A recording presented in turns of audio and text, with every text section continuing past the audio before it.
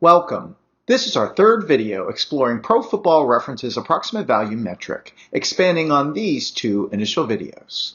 Today's question is, what current NFL team has the most valuable players across the entire Super Bowl era? Quick teaser, two teams stand out from the pack.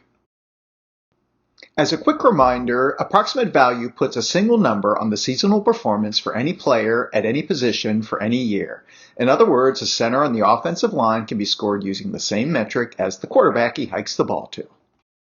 This is the core data visualization we use to gather three key numbers for each of the current 32 NFL teams. The most important number is the average approximate value for each team. To get some bonus insights about early career player development, we also captured the age at which each team's players first exceed the overall average AV of 3.65 across all players and teams in the Super Bowl era, and the AV of those teams' players at that age. We'll now speed run through the 32 teams by division, AFC, then NFC, to allow viewers to see their teams of interest.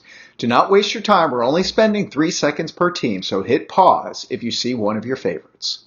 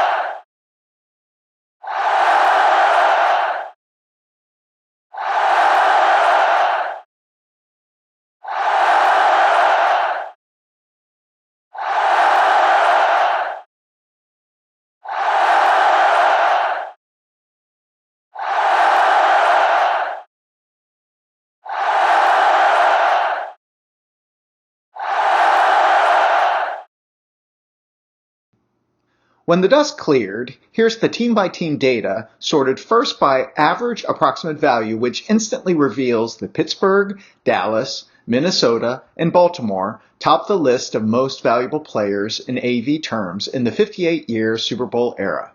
Ignore the bottom of the list for a moment, since that requires some added explanation that comes next. We've now sorted the same data by the number of player seasons in our 95,000 plus record data set. Expansion and newly relocated teams have much lower numbers of player seasons, which disadvantages them in this analysis because Pro Football Reference categorizes team players at the host city level, meaning that the Las Vegas Raiders are coded separately from the old Oakland and Los Angeles Raiders, and so forth for the rest of the franchises. In our second video in this approximate value series, we learned that AV scores have trended down over the past 7 decades from the 1960s through today, but it's not because players have gotten less skilled. The reason for the declining AV scores by decade is dilution. Team roster size has increased 36% since the 1960s, so today we have more players chasing the same finite amount of game performance statistics, hence the dilution and reduction in AV scores over time. Let's revisit the same data with a new visualization where we put average AV scores on the vertical y-axis and the number of player seasons on the horizontal x-axis. The Rams, Chargers, and Raiders get a big pass in this analysis, since most of their players are in recent years when AV scores are lower because of dilution. The Panthers, Titans, Jaguars, and Cardinals get a smaller pass. The Colts and Buccaneers have no excuses. It's safe to conclude that they've had poorer performing players with lower AV scores in the 58-year Super Bowl era. Most of the remaining teams are clustered here, and our 4 leading teams that separate from the pack are at the top. Here's the same data sorted by descending average player age. There are many potential reasons behind why teams might have older or younger players, but the best explanation in my mind is that teams with older players are more active in free agency, while teams with younger players may build rosters more with the draft. Here's another scatter plot where again we have average AV on the vertical y-axis, but now we have average age on the horizontal x-axis. The 2 best teams, Pittsburgh and Dallas, that we'll crown in a minute because of early career player development, have slightly below average player age. Washington being the oldest outlier fits with my free agency hypothesis, since I personally remember many older, often past their prime, players signing big contracts over the years with Washington. Think Albert Haynesworth, Deion Sanders, Adam Archuleta, Bruce Smith, and so on. Let's sort the data one last time, this time by the age when team players first reach above average approximate value.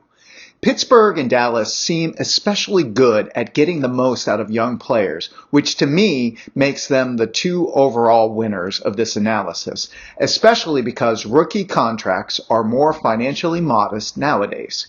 Getting above average performance from the least expensive players is what great NFL teams do, and the Steelers and Cowboys are best at that, which is probably why they've won 11 Super Bowls collectively. In this visualization, it's interesting though that those age 25 Steelers and Cowboys players that first reach above average AV scores do not have especially high AV scores, which suggests that those 2 analysis-winning teams are not shy about letting younger players contribute. The Ravens and 49ers do get kudos for having the highest young player AV scores, which suggests they are having good results with a slightly slower development pace or by embracing free agency a bit more. If you've enjoyed this video, now would be a good time to subscribe, like, and sign up for notifications, which help other stats and history lovers discover our videos. Now let's end with some closing thoughts. As always, thanks for watching. In closing, I'm not going to lie, I'm feeling pretty good right now seeing my personal favorite team at the top of the results. I am a lifelong Pittsburgh Steelers fan, having been brainwashed from a very young age by my parents and extended family who are from the Belle Vernon and Monessen, Pennsylvania areas just south of Pittsburgh. The 1995 Super Bowl loss to the Cowboys still stings more than it should for a person my age. So I have mixed feelings about seeing them on top with my beloved Steelers, but congratulations to them also. From an analytics perspective, I am pleased that the winners of this analysis are also 2 of the biggest Super Bowl winners and also have 2 of the biggest fan bases, which to me validates that this analysis feels correct. I do want to give some love to the expansion and newly relocated teams that were disadvantaged in this analysis. It is well within my abilities to do a more detailed exploration and control for these factors involved, like the dilution, declining AV dynamic, but it would get pretty technical and probably be boring for casual viewers, so I chose not to address it and just let the numbers speak for themselves. Regarding future videos, I eventually want to make all AV score rosters for all 32 current teams, so fans of all teams can cherish the memory of the best players at every position. So stay tuned for that, and thanks for watching me do something that I enjoy.